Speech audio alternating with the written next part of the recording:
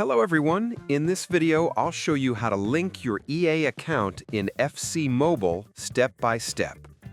First, open FC Mobile on your device and wait for the main menu to load.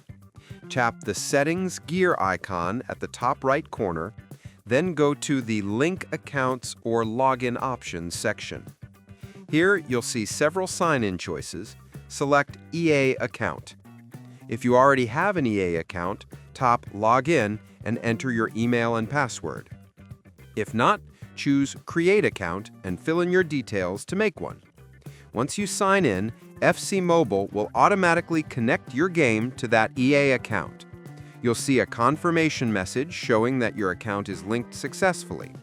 This connection helps you save your progress, sync your game across devices, and keep your rewards secure, even if you switch phones.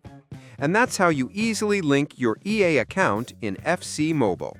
Subscribe the channel for more videos.